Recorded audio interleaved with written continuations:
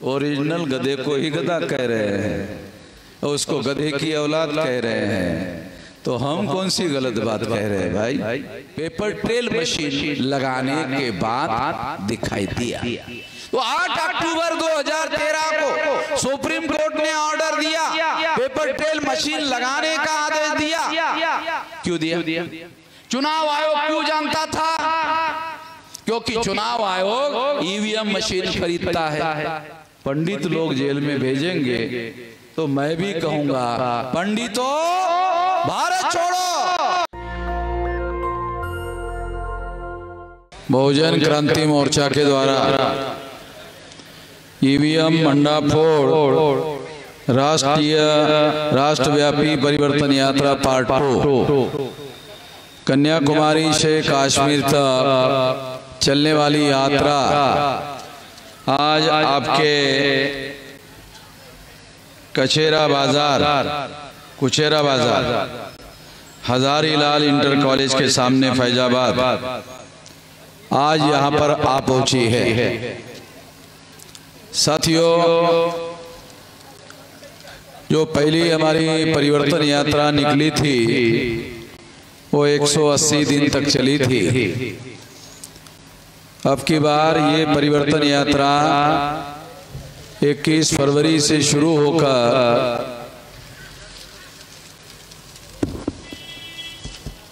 21 फरवरी 2023 को निकलकर 21 फरवरी 2024 तक 365 दिन तक चलेगी।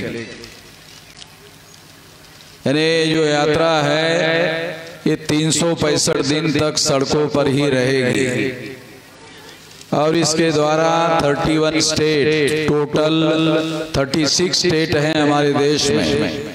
जैसे उत्तर प्रदेश है उस तरह के प्रदेश 36 है सारे देश भर में, और ये 36 जो प्रदेश है उस प्रदेश के अंदर से 31 स्टेट में ये परिवर्तन यात्रा 674 जिलों को कवर करते हुए कश्मीर में पहुंचेगी।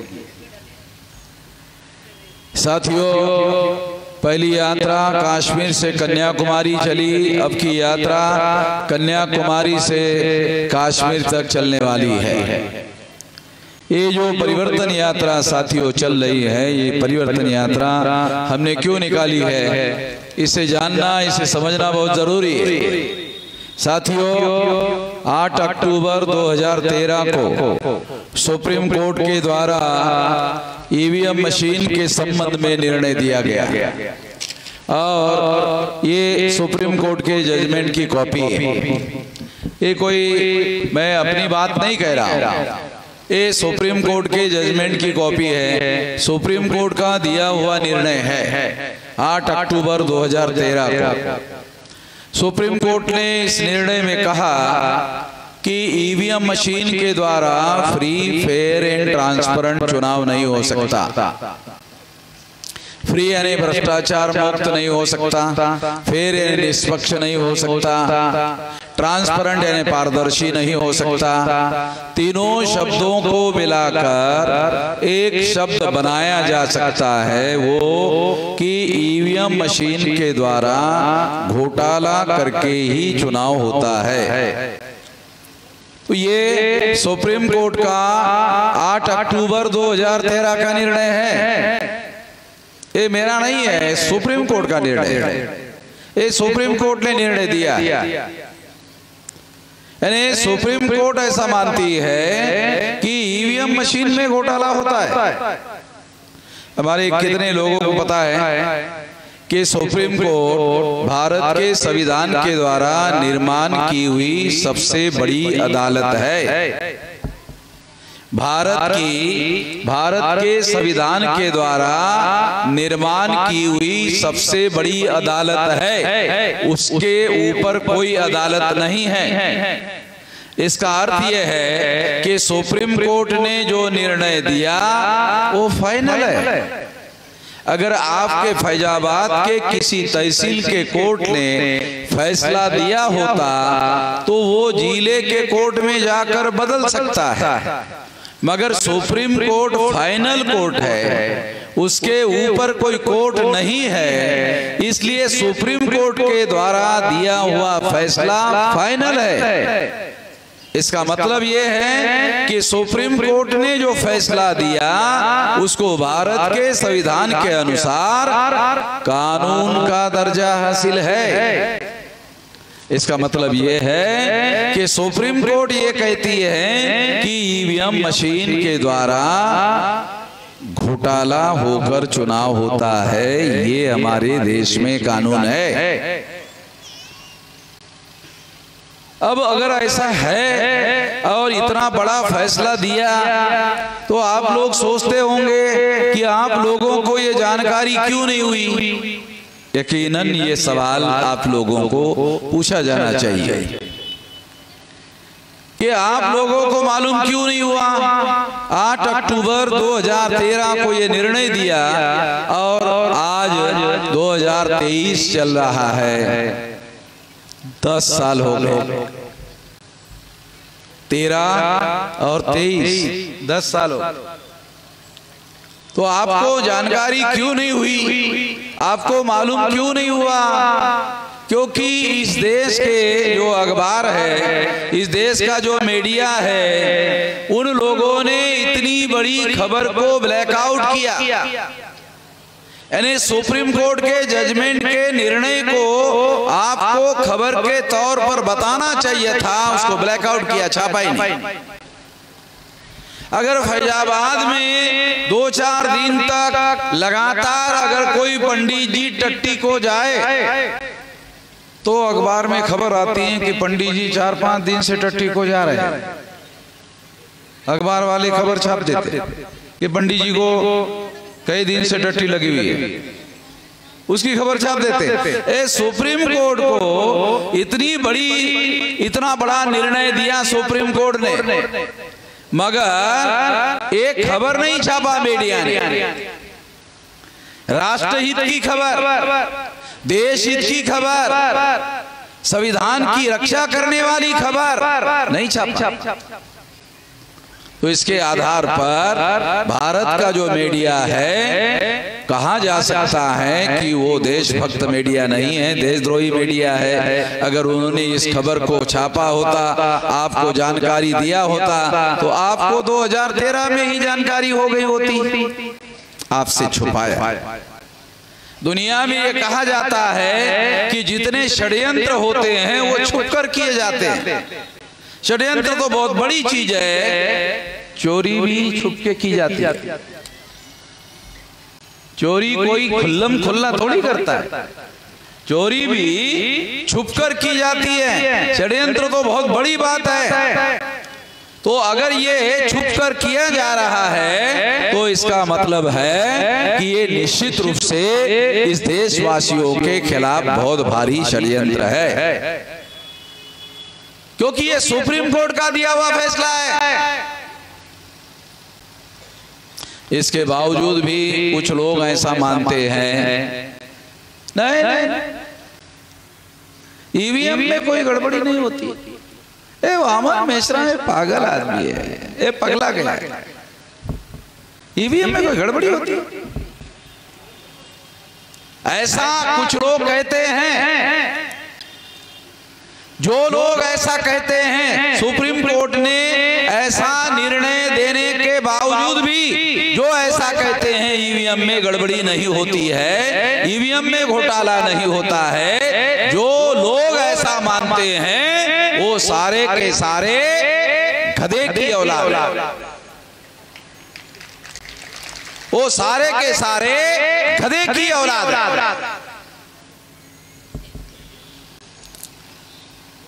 कुछ लोगों ने मुझे कहा कि मेश्राम जी, आप जब गधे की औलाद कहते हो तो सुनने को अच्छा नहीं लगता।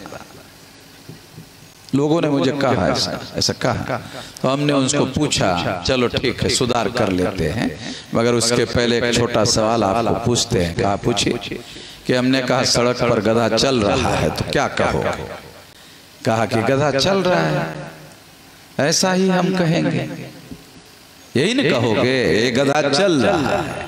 तो गधे को आप गधा ही ना कहेंगे कि गधा चल रहा है, कि गधे को कहेंगे नहीं नहीं नहीं गधा नहीं चला, पंडित चल रहा है, ऐसा कहोगे?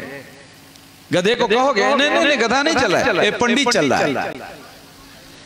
अगर गधे को कहे कोई आदमी कि नहीं गधा नहीं है, ये पंडित है, ये ओरिजिनल गधे को अगर कोई कहे कि नहीं नहीं नहीं ये गधा नहीं है, ये पंडित है, तो तीसरा आदमी कहेगा कि जो ओरिजिनल गधा है वो गधा नहीं है, ये गधे को जो पंडित कह रहा है वही गधा है। तो हमने उनको कहा हम ओरिजिनल गधे को ही ना गधा कह रहे हैं, ओरिजिनल गधे को ही गधा कह रहे हैं, उसको गधे की औलाद कह रहे हैं, तो हम कौन सी गलत बात कह रहे हैं भाई? हम तो जो सही है उतना ही कह रहे हैं। सही कहने की तो साली हमारी बीमारी है, हमको तो सही कहने की बीमारी लगी हुई है, हम किसी की परवाह नहीं कहते हैं और सही जो बात है वो कहते रहते हैं। और क्यों कह रहे हैं ये भी बता देना चाहते हैं, गधे की औलाद क्यों कह रहे हैं? इस देश के संविधान निर्माता बाबा साहब अम्बेडकर ने संविधान निर्माण किया, संविधान में सबसे बड़ी अदालत सुप्रीम कोर्ट बनाया। सुप्रीम कोर्ट ने कहा ईवीएम में घोटाला होता है, सुप्रीम कोर्ट के ऊपर कोई कोर्ट नहीं है कि उस निर्णय को बदल दे। तो सुप्रीम कोर्ट ने जब कहा ईवीएम में घोटाला होता है तो ये फाइनल हो गया। फाइनल होने के बाद भी कुछ लोग कहते ना नहीं नहीं होता, तो गधे की औलाद ही है ना, गधे की ना औलाद है, ये हम कह रहे हैं और कुछ नहीं कह रहे साथियों। और ये बात जो हम कह रहे हैं ये कोई केवल भारत के लोग ही नहीं सुन रहे, ये देख रहे हो क्या आप? ये देख रहे हैं, ये सोशल मीडिया है, and social media is a global media, is not a local media. ये जो आप रिकॉर्ड मेरा भाषण हो रहा है ये न्यूयॉर्क में लोग सुन रहे, न्यूयॉर्क का पता है, अमेरिका में, लंदन में लोग सुन रहे। मैंने सर्वजीत को न्यूयॉर्क में रहता है अमेरिका में पूछा कि हमारा उत्तर प्रदेश में ये परिवर्तन यात्रा ईवीएम घोटाले का चल, मैं देख रहा हूँ वो न्यूयॉर्क में अमेरिका के वो देख रहा है, ये फैजाबाद में कार्यक्रम वो वहां देख रहा है न्यूयॉर्क में। क्यों? ये social media is a global media, social media is not a local media. Faizabad में जनमोर्चा नाम का अखबार निकलता है ना, मैं जानता हूँ ये लोकल है, वहां अगर खबर छपती है ये लोकल लोगों तक जाएगी।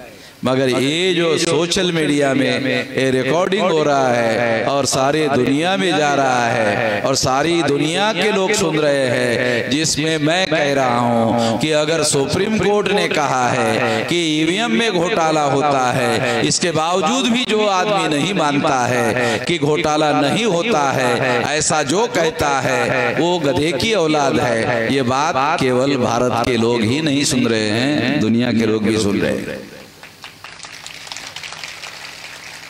साथियों, ईवीएम मशीन के बारे में ये जो निर्णय दिया गया है 8 अक्टूबर 2013, ये निर्णय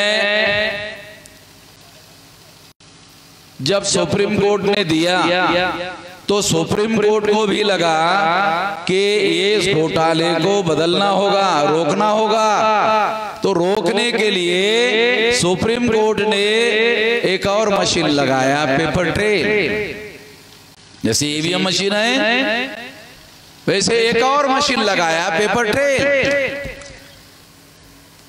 ये सुप्रीम कोर्ट ने 8 अक्टूबर 2013 को ये मशीन लगाया। तो इसका मतलब है 8 अक्टूबर 2013 तक जो फैसले आए उसके अनुसार हमारे देश में वोट किस तरह से डाले जाते हैं, तो 3 तरीके से डाले जाते हैं। वो वोट डालने के तरीके मैं थोड़ा आप लोगों को बताना चाहता हूं, उसी से पता चलेगा घोटाला कैसे होता है। सबसे पहले 26 जनवरी 1950 को संविधान लागू हुआ। 1952 को प्रथम लोकसभा का चुनाव हुआ। उस समय लोग वोट डालने के लिए जाते थे, बैलेट पेपर होता था। जब आप बूथ पर जाते थे तो चुनाव आयोग के कर्मचारी आपको बैलेट पेपर देते थे। आप बैलेट पेपर लेते थे, लेने के बाद आप देखते थे कौन कौन कैंडिडेट है, उम्मीदवारों के नाम आप देखते थे। फिर उसके बाद चुनाव निशान देखते थे कि चुनाव निशान क्या है। गधा, घोड़ा, सुअर, कुत्ता, ऐसे चुनाव निशान नहीं होते। आप लोग जानते हैं, मैं भी जानता हूं, आप लोग जानते हैं, मैं भी जानता हूं। फिर मैं ये नाम क्यों उच्चारण कर रहा हूं? समझाने के लिए, उदाहरण देने के लिए, ताकि बात आपको समझ में आ जाए। मैं जो चीज समझ चुका हूं वो बात आपको समझाने के लिए उदाहरण दे रहा हूं, इसलिए कि बात आपको आसानी से समझ में आ जाए। तो आपने देखा ये चुनाव निशान है। फिर आपने सोचा किसको वोट दे, किसको वोट दे, किसको वोट दे, किसको वोट दे। चलो इस बार कुत्ते को वोट दे दिया जाए। आपने सोचा, उस समय की बात बता रहा हूं जब बैलेट पेपर हुआ करता था। वोट 3 तरीके से कैसे होता है वो समझाने के लिए बता रहा हूं। चलो इस बार कुत्ते को वोट दे दिया जाए। फिर आप देखते थे कि कुत्ता कहाँ है, कहाँ है, हाँ सबसे नीचे। फिर आप क्या करते थे, मोहर उठाते थे। मोहर उठाने के बाद देखते थे मोहर, अरे शाही लगा हुआ नहीं है। फिर आप देखते थे कि शाही होनी चाहिए, तो इंक पैड होता था, देखते थे। इंक पैड को देखने के बाद क्या करते थे, ये जो मोहर है इसको ऐसा, हाँ हाँ शाही लगी, बराबर लग गई। फिर उसके बाद क्या करते थे, हाँ हाँ कुत्ता कहाँ, सबसे नीचे है। फिर ऐसा लगता, हाँ लग गया है, बराबर कुत्ते को लग गया है। ऐसा दोनों आंखों से आप देखते थे। अगर आपकी आंख कमजोर है तो चश्मा लगाकर देखते थे, क्या बराबर लगा कि नहीं लगा। मैं कुत्ते को देना चाहता तो कुत्ते को लगा कि नहीं लगा, तो इंश्योर करते थे, खातरी करते थे, गारंटी करते थे। और फिर उसके बाद क्या करते थे, ऐसा फोल्ड करते थे, अरे बड़ा हो गया है, थोड़ा छोटा करना हो। फिर और छोटा करते थे, फिर और छोटा करते थे, और करने के बाद बैलेट बॉक्स में डालते थे। डालने के बाद घर में चले जाते थे निश्चिंत होकर कि मैंने जिस कुत्ते को वोट दिया है, मेरा वोट उस कुत्ते के नाम पर जमा हो गया है। निश्चिंत होकर घर में चले जाते थे। तो ये तो बैलेट पेपर पर इस तरह से होता। अब ईवीएम आ गया, दूसरा ईवीएम आ गया।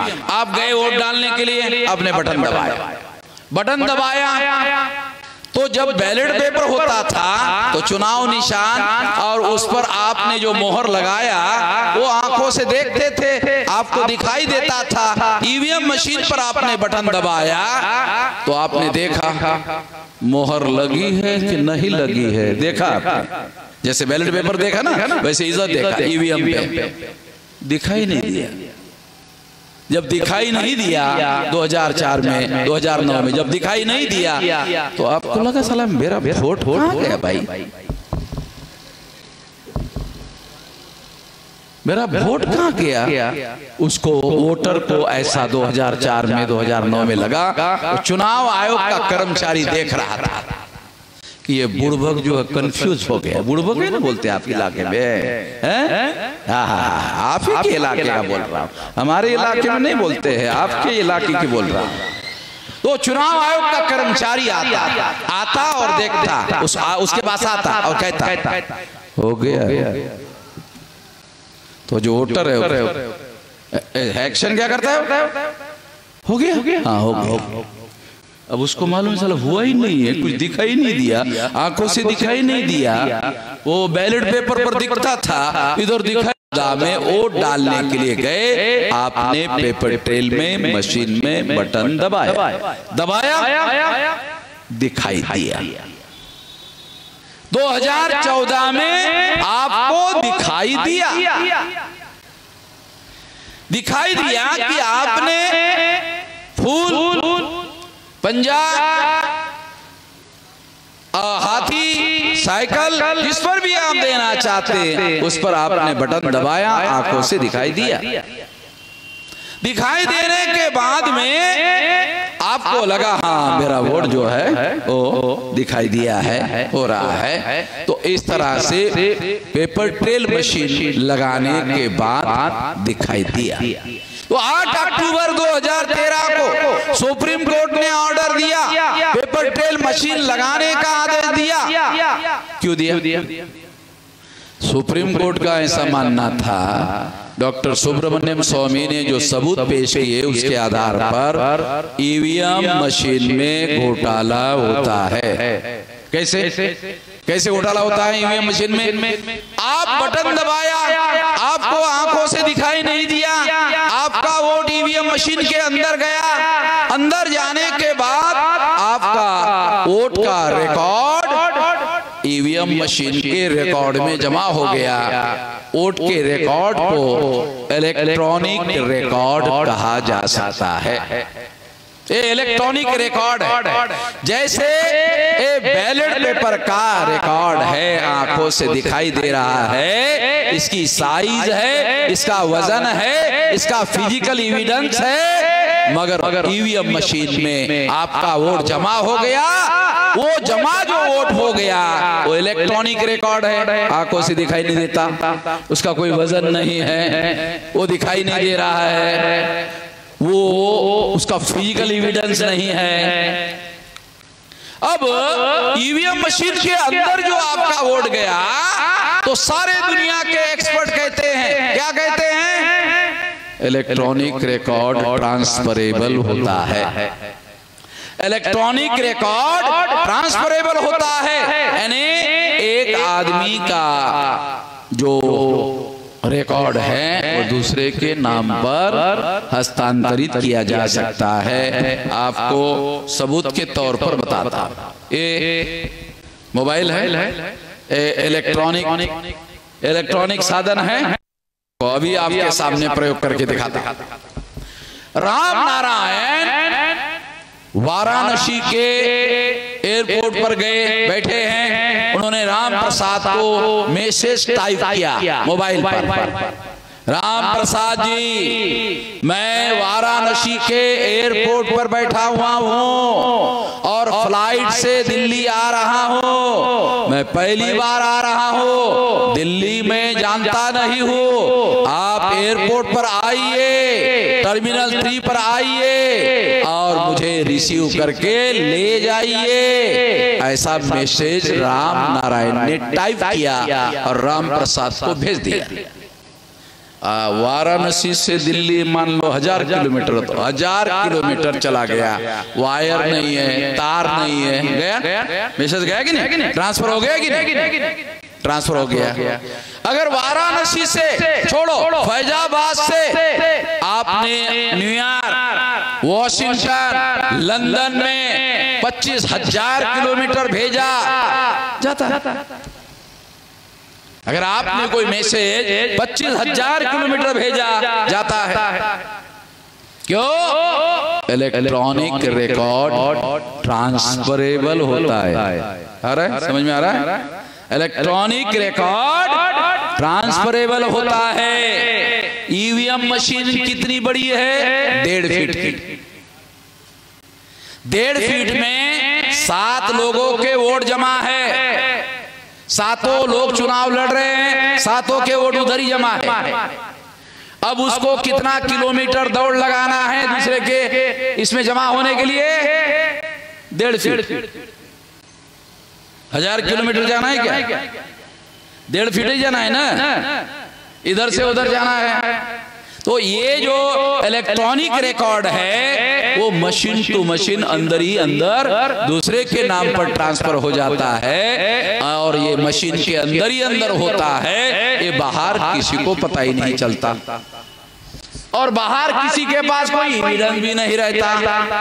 अगर आप कोर्ट में जाना चाहो, एविडेंस ही नहीं है, मशीन के अंदर ही अंदर हो रहा है। आपका वोट जैसे आपका message mobile to mobile transfer हो जाता है, उसी तरह से ये आपका इलेक्ट्रॉनिक रिकॉर्ड दूसरे व्यक्ति के नाम पर, राम नारायण का वोट राम प्रसाद के नाम पर ट्रांसफर हो जाता है। अब चुनाव हो गया और काउंटिंग हो गई। काउंटिंग होने के बाद में क्या हुआ, ईवीएम मशीन ने राम नारायण को चुनाव हरवा दिया। राम नारायण चुनाव हार गए। राम नारायण जब चुनाव हार गए तो राम नारायण ने कलेक्टर को चिट्ठी लिखा, नहीं मैं हारने वाला नहीं हूँ, मुझे पेपर ट्रेल मशीन में जो कागज के वोट निकले हैं, जैसे आप पेपर ट्रेल मशीन में वोट डालने के लिए गए, वोट डालने के बाद आंखों से दिखाई दिया, कितना सेकंड रुकता है वो बैलेट पेपर, 7 सेकंड, उसके बाद कटता है, कागज का टुकड़ा कटकर बैलेट बॉक्स में गिर जाता है और उसके बारे में राम नारायण ने कलेक्टर को कहा उस कागज के टुकड़े की गिनती होनी चाहिए। कलेक्टर को सुप्रीम कोर्ट का ऑर्डर है, गिनती करना होगा। कलेक्टर ने ऑर्डर दिया कागज के टुकड़ों की गिनती करो, गिनती हुई, राम नारायण कागज के टुकड़ों में चुनाव जीत गया। ईवीएम मशीन में हार गया था, कागज के टुकड़ों में राम नारायण चुनाव जीत गया। कैसे हुआ, ये कैसे हुआ? चलो ये भी थोड़ा समझा देता हूँ ताकि बात आपको समझ में आ जाए कि ये कैसा घोटाला हो रहा है। देखो बैलेट पेपर पे जब आप वोट डालने के लिए जाते हो तो आपने कमल के फूल पर मोहर लगाई, मोहर लगी हुई है। आपने पंजे के ऊपर मोहर लगाई, मोहर लगी हुई है। पंजे के मोहर वाला बैलेट पेपर कमल के फूल में ट्रांसफर नहीं हो सकता। कमल के फूल वाला निशान पंजे में ट्रांसफर नहीं हो सकता, क्योंकि दोनों का एविडेंस अलग अलग है, दोनों जगह अलग अलग मोहर लगी हुई है, इसलिए ट्रांसफर नहीं हो सकता। ईवीएम मशीन में क्या है, इलेक्ट्रॉनिक रिकॉर्ड है। इलेक्ट्रॉनिक रिकॉर्ड फिजिकल रिकॉर्ड नहीं है, इलेक्ट्रॉनिक रिकॉर्ड फिजिकल रिकॉर्ड नहीं है, वो केवल इलेक्ट्रॉनिक रिकॉर्ड है, इसलिए ट्रांसफर हो सकता है। मगर बैलेट पेपर का रिकॉर्ड दो कागज अलग अलग है, अलग अलग मुहर लगी हुई है, अलग अलग मुहर लगा हुआ कागज, पंजे वाला कागज कमल के फूल में ट्रांसफर नहीं हो सकता, क्योंकि पंजा लगा हुआ है। कमल के फूल वाला मोहर पंजे में ट्रांसफर नहीं हो सकता, क्योंकि कमल की फूल का मोहर लगा हुआ है। इसका मतलब है कागज की मोहर वाला कागज दूसरे के नाम पर ट्रांसफर नहीं किया जा सकता। इसलिए Ram Narayan electronic voting machine में चुनाव हार गए थे, पेपर ट्रेल मशीन के कागज में इसलिए चुनाव जीत गए क्योंकि उसका वोट दूसरे के नाम पर ट्रांसफर नहीं हुआ। जो सही वोट है उसी के नाम पर जमा हो गया और वो चुनाव जीत गए। मैं आपको 3 तरीके से वोट डाला जा रहा है, एक बैलेट पेपर, एक ईवीएम मशीन और एक पेपर ट्रेल। ये 3 तरीके का जो फर्क है, अगर वो आपको समझ में आ गया तो आपको समझ में आ जाएगा ईवीएम में घोटाला कैसे होता है। अब आपको आगे बात समझाता हूं। 8 अक्टूबर 2013 को सुप्रीम कोर्ट ने इसी वजह से कहा ईवीएम में घोटाला होता है। घोटाले को रोकने के लिए सुप्रीम कोर्ट ने पेपर ट्रेल मशीन लगाया। चुनाव आयोग पहले से जानता था। क्या जानता था? ईवीएम में घोटाला होता है। चुनाव आयोग क्यों जानता था? क्योंकि चुनाव आयोग ईवीएम मशीन खरीदता है। जब चुनाव आयोग ईवीएम मशीन खरीदता है तो कंपनी वालों को बुलाता है, कंपनी वालों को बुलाता है, भाई ईवीएम मशीन बनाना है। कंपनी वाले आते हैं, कंपनी वालों को चुनाव आयोग के अधिकारी कहते हैं ईवीएम बनाना है, तो कंपनी वाले पूछते हैं कैसी बनाना है, तो चुनाव आयोग के अधिकारी कहते हैं कंपनी वालों को घोटाला करने वाली बनाना है, घोटाला करने वाली ईवीएम बनाना है। कंपनी वाले कहते हैं जरा जोर से कहो, धीरे कह रहे हो, जोर से कहो, सुनने में नहीं आ रहा है। का चोरी का मामला है, ज्यादा जोर से नहीं बोल सकता। घोटाला करने वाली मशीन बनाने के लिए बोल रहा हूँ, ज्यादा जोर से नहीं बोल सकता। दीवारों के भी कान होते हैं, पता नहीं साले दीवार के पीछे कोई सुन नहीं रहा। चुनाव कंपनी के लोग कहते ठीक है, अगर आप घोटाला करने वाली ईवीएम मशीन बनाना चाहते हो ज्यादा पैसा लगेगा। क्या कहा कि नहीं, ज्यादा जोर से नहीं बोल सकता, 2 नंबर का मामला है। जैसे घोटाले की मशीन बनाना ज्यादा जोर से नहीं बोल सकते, वैसे ज्यादा कीमत मैं लगा रहा हूँ, ज्यादा जोर से बोल नहीं सकता। वैसे ईमानदारी की मशीन मैं आपको दे सकता हूँ, सस्ती मशीन मैं दे सकता हूँ। कैसी ईमानदारी, आपको मैं मशीन सस्ती दे सकता हूँ। का कैसे ईमानदार, नहीं, ईमानदार मशीन हमको नहीं चाहिए। क्यों? क्योंकि ये मशीन खरीदने के लिए ये जो लोग हैं, ये लोग भारत सरकार को टैक्स देते हैं। गरीब से गरीब आदमी टैक्स देता है। गरीब से गरीब आदमी, कभी कभी गरीब आदमी को सब्जी खाने को नहीं मिलती है तो वो रोटी नमक के साथ खाता है, नमक को भी टैक्स लगा होता है। टाटा बिरला अंबानी को डॉक्टर पूछता है, डॉक्टर कहता है टाटा बिरला अंबानी को क्या कहता है, नमक जरा कम खाना। टाटा बिरला अंबानी डॉक्टर को कहता है गरीब समझ रखा है, नमक कम खाने के लिए बोल रहे हो हैं? हम टाटा बिरला अंबानी है, नमक कम खाने के लिए क्यों कह रहे हो, हम गरीब है। डॉक्टर कहते हैं नहीं, ये गरीबी अमीरी का मामला नहीं है। तो क्या है, ज्यादा नमक खाने से ब्लड प्रेशर बढ़ता है। अच्छा, ज्यादा नमक खाने से ब्लड प्रेशर बढ़ता है, इसलिए टाटा बिरला अंबानी जी आपको कम नमक खाने के लिए कह रहा हूं। टाटा बिरला अंबानी डॉक्टर को कहता है गरीब ज्यादा नमक खाते हैं, उसका ब्लड प्रेशर क्यों नहीं बढ़ता। टाटा डॉक्टर को पूछता है गरीब ज्यादा नमक खाता है, उसका ब्लड प्रेशर क्यों नहीं बढ़ता। तो डॉक्टर जवाब देता है ब्लड होगा तब ना प्रेशर होगा। चलो ब्लड ही नहीं, प्रेशर कहां से होगा। टाटा बिरला अंबानी के शरीर में तो ज्यादा ब्लड होता है, मगर गरीब के शरीर में जब ब्लड ही नहीं होगा चलो ब्लड प्रेशर कहां से होगा।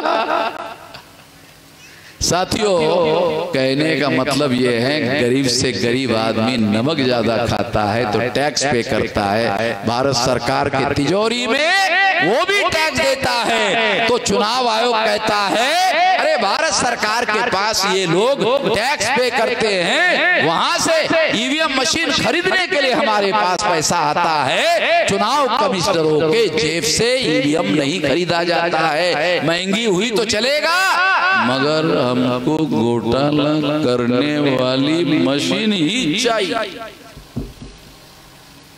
ठीक, आपको घोटाला करने वाली दे। तो चुनाव आयोग को पहले से मालूम होता है ईवीएम मशीन में घोटाला होता है। सुप्रीम कोर्ट ने ऑर्डर दिया पेपर टेल मशीन लगाओ। पेपर टेल मशीन क्या है, घोटाला पकड़ने वाली मशीन। कैसे पकड़ती है, जब रिकाउंटिंग होता है तो कागज के आधार पर जो रियल आदमी चुनने वाला है उसी को चुनवाती है पेपर टेल मशीन। इसलिए ईवीएम का घोटाला पकड़ने वाली मशीन सुप्रीम कोर्ट ने पेपर टेल मशीन लगाई। इसलिए मैं 2 मशीनों के अलग अलग नाम बता रहा हूं समझने के लिए। ईवीएम का नाम घोटाला करने वाली मशीन। अब ईवीएम अंग्रेजी नाम है, आपको भविष्य में ईवीएम नहीं कहने का। ईवीएम का मतलब घोटाला करने वाली मशीन। क्यों कह रहा हूं, सुप्रीम कोर्ट कह रहा है। पेपर टेल मशीन क्या है, एक घोटाला पकड़ने वाली मशीन है। क्योंकि कागज के टुकड़े हैं, कागज पर स्टैंप लगा हुआ है, इधर उधर जाता नहीं है, दूसरे के नाम पर जमा किया नहीं जा सकता, इसलिए घोटाला पकड़ा जा सकता है। इसलिए पेपर ट्रेल मशीन का नाम हमने रखा घोटाला पकड़ने वाली मशीन। अब चुनाव आयोग को मालूम है पेपर ट्रेल घोटाला पकड़ने वाली है। सुप्रीम कोर्ट ने ऑर्डर दिया 2013 में कि 2014 के चुनाव में पेपर ट्रेल मशीन लगाओ, तो चुनाव आयोग ने लगाया, कितना लगाया? 0.33।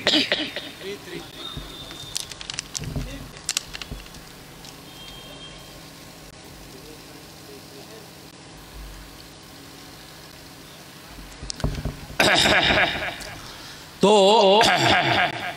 चुनाव आयोग ने मशीन कितनी लगाई घोटाला पकड़ने वाली? 0.33। ये कितना होता है? आधा % से भी कम। नहीं कितना लगाया? 99.67% नहीं लगाया। इसका मतलब यह है लगभग चुनाव आयोग ने घोटाला पकड़ने वाली मशीन लगाया नहीं। 14 को नहीं लगाया, 15 को नहीं लगाया, 16 को नहीं लगाया। जब नहीं लगाया, घोटाला पकड़ने वाली मशीन नहीं लगाया, तो मैं सुप्रीम कोर्ट गया। सुप्रीम कोर्ट केस लेकर गया और मैंने सुप्रीम कोर्ट को कहा कि जज साहब, आपने ऑर्डर दिया था 8 अक्टूबर 2013 को घोटाला पकड़ने वाली मशीन लगाने का, चुनाव आयोग ने घोटाला पकड़ने वाली मशीन नहीं लगाया। मेरा अनुरोध है घोटाला पकड़ने वाली मशीन लगाया जाए। तो सुप्रीम कोर्ट ने 24 अप्रैल 2017 को 100% मशीन लगाने का आदेश दिया। 2019 के लोकसभा चुनाव में घोटाला पकड़ने वाली मशीन 100% लगाई जाए, ऐसा आदेश दिया। ये ऑर्डर सुप्रीम कोर्ट ने मेरे केस में दिया। आज के तारीख में घोटाला पकड़ने वाली मशीन जो ईवीएम मशीन को लगी हुई है और 13 लाख मशीन लगी हुई है, वो किसने लगाई? वामन मेश्राम ने लगवाई। कितने लोगों को पता है? ये घोटाला पकड़ने वाली जो मशीन सारे देश भर में लगी है ना चुनाव में, ये वामन मेश्राम ने लगवाई। ये उसका सुप्रीम कोर्ट ऑर्डर है। ये काल्पनिक बातें नहीं कह रहा हूं, ये मेरे पास सुप्रीम कोर्ट के ऑर्डर की कॉपी है। तो ये लड़ाई छोटे मोटे लेवल पर हम नहीं लड़ रहे हैं, ये बहुत बड़े लेवल पर लड़ाई लड़ रहे हैं। आप लोगों ने तो केवल सुप्रीम कोर्ट का नाम सुना होगा, लड़ाई तो हम सुप्रीम कोर्ट में जाकर लड़े भी है और जीते भी है। साथियों, जब ये निर्णय लगा कॉपी नरेंद्र मोदी को मिली। 2004-2009 में कांग्रेस ने घोटाला करके चुनाव जीता था। आरएसएस ने, बीजेपी ने, नरेंद्र मोदी ने इस घोटाले के साथ समझौता किया। क्या समझौता किया? कांग्रेस के साथ समझौता किया।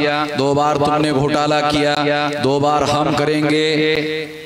तुम्हारे घोटाले के बारे में हम चुप रहेंगे, हमारे घोटाले के बारे में तुम चुप रहो। तो 2004-2009 के घोटाले के बारे में बीजेपी वाले चुप क्यों है? क्योंकि बीजेपी के साथ कांग्रेस का समझौता हुआ, 2 बार तुम घोटाला कर लेना। 2017 में जब सुप्रीम कोर्ट में मैंने केस जीता, नरेंद्र मोदी प्रधानमंत्री थे।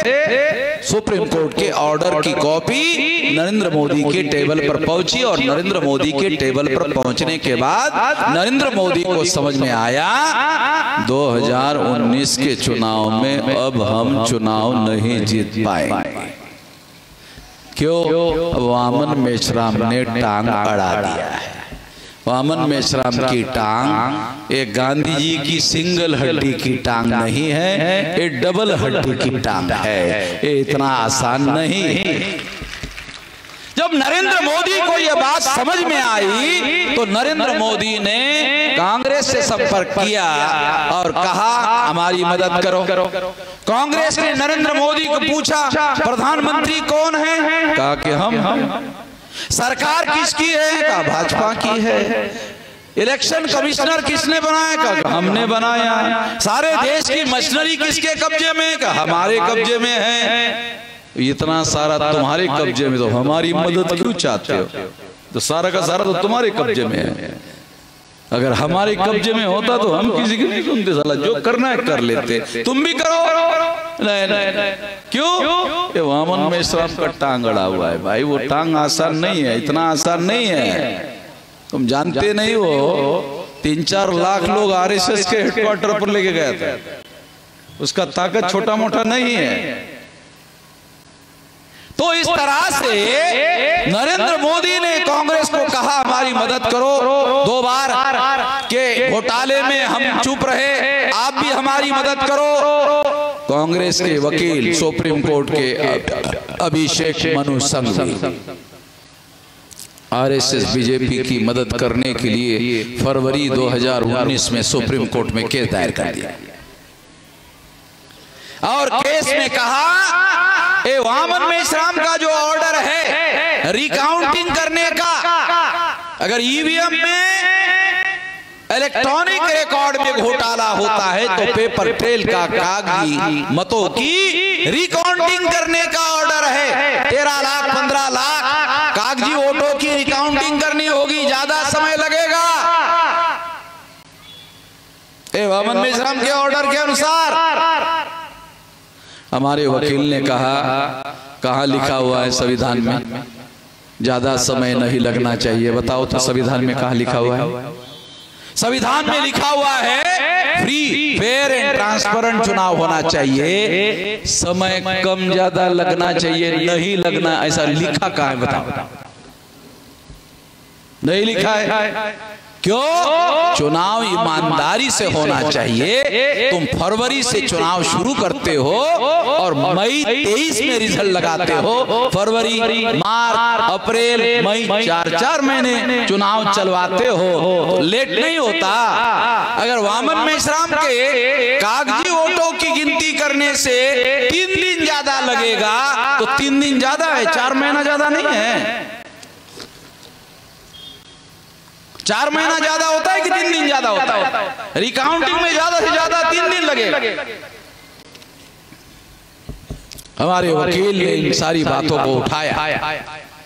कांग्रेस ने सुप्रीम कोर्ट में आरएसएस बीजेपी की मदद करने के लिए केस लेकर गए। नहीं, मिलान करा। ईवीएम के 100% वोट तो 50% मिलान करा। चीफ जस्टिस थे justice Gogoi, Ranjan Gogoi chief justice थे। उसको ये केस रिजेक्ट करना चाहिए था। क्यों? एक इशू था, उस पर सुप्रीम कोर्ट ने फैसला दिया, दोबारा फैसला देने का मामला नहीं था, रिजेक्ट कर देना चाहिए था। नहीं किया। क्यों नहीं किया? एक औरत ने रंजन गोगोई चीफ जस्टिस पर आरोप लगाया कि इसने मेरा विनय भंग किया। तो जस्टिस बोबड़े, शरद बोबड़े, हमारे नागपुर के, मैं भी नागपुर का हूँ, शरद बोबड़े नागपुर के, उसका दादा आरएसएस के वकील विंग का संस्थापक अध्यक्ष था, उसका पोता सुप्रीम कोर्ट का दूसरे नंबर का जज था। जस्टिस गोगोई के बाद वो चीफ जस्टिस होने वाला था। उसकी अध्यक्षता में 7 जज का बेंच बैठा और निर्णय दिया जस्टिस गोगोई निर्दोष है। जस्टिस पटनायक की कमेटी बनाई उस औरत की जांच करने के लिए। जस्टिस पटनायक ने उस औरत को भी निर्दोष छोड़ दिया। अरे अगर जस्टिस गोगोई निर्दोष है तो उस औरत ने आरोप लगाया वो झूठा था। अगर झूठा आरोप लगाया तो उस औरत को सजा या दंड होना चाहिए था। जस्टिस पटनायक ने उसको ऐसा क्यों छोड़ा? इसका मतलब है ये सारा बनाव हो रहा था ताकि एक फैसला दिया जा सके। ये बात मैं देख रहा था, सुन रहा था, टीवी पे खबरें देख रहा था, तो मुझे समझ में आया कि इस पर एक चूक गलत फैसला देकर मुझे रोकने की कोशिश हो रही है। और इस तरह से 8 अप्रैल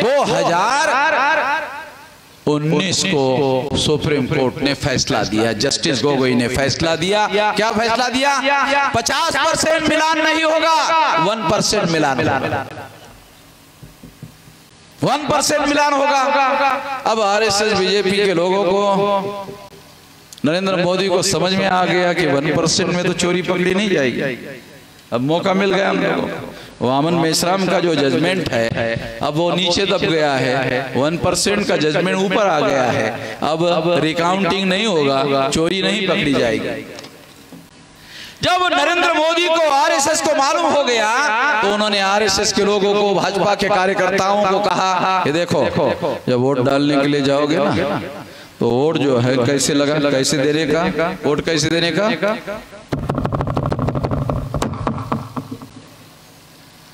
एक आदमी वोट को जाएगा, एक वोट नहीं करेगा, 2, 4, 5, 6, 7 इतना सारा करेगा।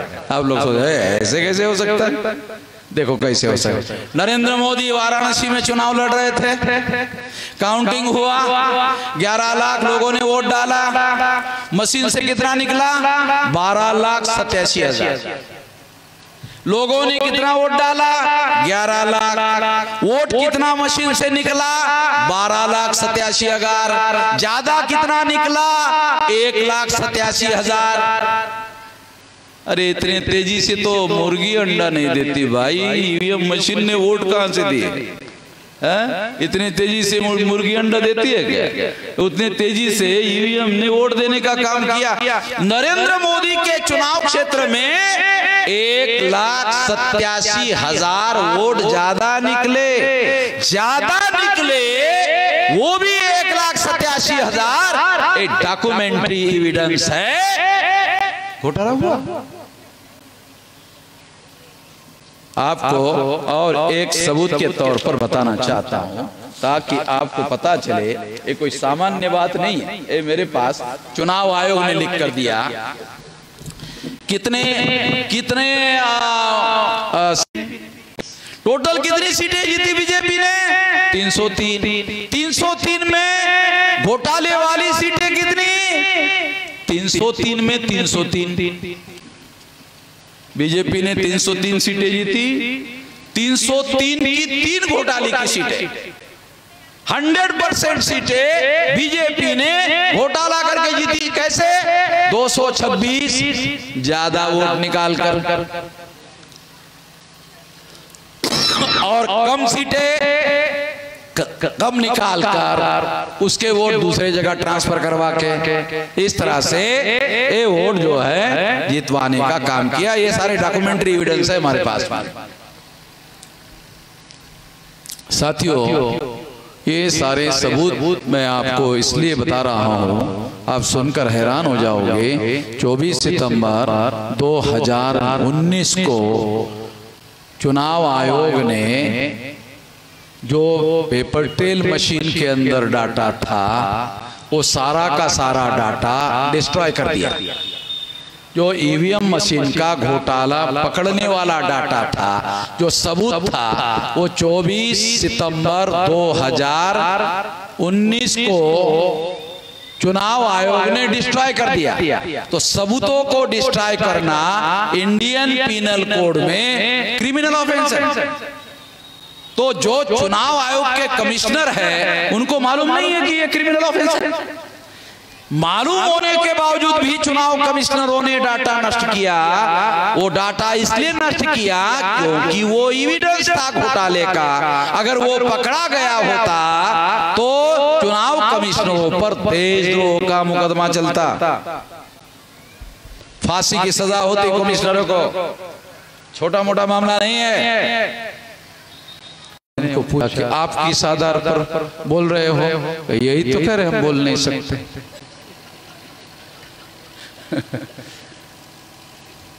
इसलिए कह रहे जो आप बोल रहे वो सही, हम नहीं बोल रहे। आप जो बोल रहे वो सही, बाकी हम बहुत सारा जानते हैं मगर बोल नहीं सकते। रोकना होगा। हमारे पास जो संवैधानिक अधिकार है उसमें वोट का अधिकार है। वोट का अधिकार में क्या निहित है? राजा चुनने का, राजा बनने का। ध्यान से सुनो, कोई बताने वाला नहीं। वोट के अधिकार में निहित क्या है? राजा चुनने का, राजा बनने का। वोट के अधिकार, वोट का अधिकार नहीं है, राजा चुनने का अधिकार है, राजा बनने का अधिकार है। जब तक काशीराम जी नहीं आए थे तब तक हमारे लोग वोट के अधिकार में एक अधिकार था राजा चुनने का, तो राजा चुनते थे, दूसरे को चुनते थे। जब काशीराम जी आए तो काशीराम जी ने समझाया कि केवल चुनने का अधिकार नहीं, राजा बनने का भी है, तो मायावती को राजा बना दिया। आए समझ में आए? तो वोट के अधिकार में निहित है राजा चुनने का अधिकार, राजा बनने का अधिकार। यदि आपके वोट के चोरी हो जाती है तो आप तो हो गए भिखारी। आपका राजा चुनने का, राजा बनने का अधिकार खत्म, तो आप हो गए भिखारी। दूसरा, इसके आधार पर राजा चुनना और राजा बनने के अधिकार के आधार पर भारत के संविधान में जो अधिकार आपको मिले हुए हैं वो सारे अधिकारों की सुरक्षा वोट के अधिकार पर निर्भर है। वो कैसे? जो एमएलए एमपी चुनकर जाता है वो आपके पास आता है हर 5 साल बाद। बाबूराम जी जरा ध्यान रखना हमारा। चले एक दिन क्यों ना हो नमस्कार करते हैं ना। 4 साल 11 महीने 29 दिन आप नमस्कार करते हो, मगर एक दिन एमएलए एमपी आपको नमस्कार करते हैं ना। क्यों? वोट का अधिकार। वोट के अधिकार की वजह से आपके संवैधानिक अधिकारों की सुरक्षा होती है। वोट के अधिकार की अगर चोरी हो गई तो आपके सारे संवैधानिक अधिकारों की चोरी हो जाएगी और उसकी सुरक्षा की कोई गारंटी नहीं है। इसलिए इसे रोकना होगा। रोकने के लिए क्या करना होगा? पहली बात, तो ईवीएम में वोटों की चोरी होती है, ये हमारे लोग भी नहीं मानते, तो समझाना होगा, सबूत देना होगा। इसीलिए बता रहा हूं, इसीलिए समझा रहा हूं। दूसरी बात, चुनाव आयोग को हमने लिख कर दिया, कानून और संविधान के दायरे में रहकर चुनाव आयोग के पास आपको रोकने का अधिकार नहीं है, आपको वोट का अधिकार है। तो आपको वोट देने वाले बूथ सेंटर पर आपको जाने के लिए रोक नहीं लगा सकते। आप जाएंगे, जाने के बाद आपको वोट डालना है, बटन दबाकर वोट डालना है, डालने के बाद मशीन उठाना है, उठाकर जमीन पर पटक देना है। मशीन टूट जाएगी, मशीन बंद पड़ जाएगी, 15 लाख मशीनें बंद पड़ गई, चुनाव रद्द हो जाएगा। चुनाव रद्द हो जाएगा तो भारत सरकार और चुनाव आयोग मीटिंग करेंगे कि अब क्या करें, लोगों का ईवीएम पर विश्वास नहीं है, क्या करें? कहा कि बैलेट पेपर लाना होगा और बैलेट पेपर आ जाएगा। तो ऐसा करना होगा। जब तक ऐसा नहीं करेंगे ये होने वाला नहीं। जब मैंने ईवीएम फोड़ने की बात की तो मेरे मित्र का टेलीफोन आया, विश्राम जी आप लोगों को ईवीएम के बारे में जागरण कर रहे हो, बहुत अच्छी बात समझा रहे हो, मगर मैंने सुना आप ईवीएम फोड़ने की बात कर रहे हो, क्या आपको पता है? मैंने कहा क्या? फोड़ने से सजा होगी, जेल होगी। तो मैंने उसको कहा, गांधी जी जेल में जाते जाते महान हो गए थे कि लहान हो गए थे, छोटे हो गए? कहा गांधी जी महान हो गए थे। अच्छा, गांधी जी महान होने के बाद क्या किया उन्होंने? कहा पता नहीं है। कहा मैं बताता हूँ। जब गांधी जी महान हो गए, जेल में जाते जाते जब महान हो गए तो गांधी जी ने अंग्रेजों को कहा भारत छोड़ो, क्विट इंडिया है? गांधी जी ने अंग्रेजों को कहा भारत छोड़ो। अगर मुझे भी इसी तरह से पंडित लोग जेल में भेजेंगे तो मैं भी कहूंगा पंडितों भारत छोड़ो। अच्छा, तो आप लोग भी चाहते हो पंडितों भारत छोड़ो, आप लोगों को भी इच्छा है। तो ईवीएम अगर ईमानदारी से काम नहीं करेगी तो ईवीएम फोड़ने के लिए कितने लोग राजी हैं? हाथ खड़े करो। अरे तो 100% लोग नहीं। तो मैं सोच रहा था कोई अगर हाथ नहीं खड़ा करेगा उसको यहीं पर देशद्रोही घोषित करने का सोच रहा था। सभी लोग देशभक्त है, अब क्या किया जाए, किसी को देशद्रोही नहीं घोषित कर सकते हैं। तो आप लोग आने वाले समय में ईवीएम फोड़ने के लिए तैयार हो जाओगे, क्योंकि पुणे के पास एक नगर जिला है, वहां एक कार्यकर्ता है, उसने पहले फोड़ दिया। मैंने उसको पूछा, अरे मैंने तुमको कहा था मैं जब बोलूंगा तब फोड़ने का, कहा ये बात तो सही है, आपने ऐसे कहा था, मगर आप बोल रहे 2024 को फोड़ने का, तो मेरे से रहा नहीं गया, इसलिए मैंने पहले ही फोड़ दिया। मैंने कहा तूने पहले ही फोड़ दिया तो क्या हुआ? तो एफआईआर हो गई। एफआईआर हो गई तो आगे क्या हुआ? पुलिस वाले पकड़ के ले गए। फिर क्या हुआ? केस हो गया। फिर क्या हुआ? जमानत हो गई। फिर क्या हुआ? केस चली। फिर जज ने पूछा कि ये मशीन तूने क्यों फोड़ा?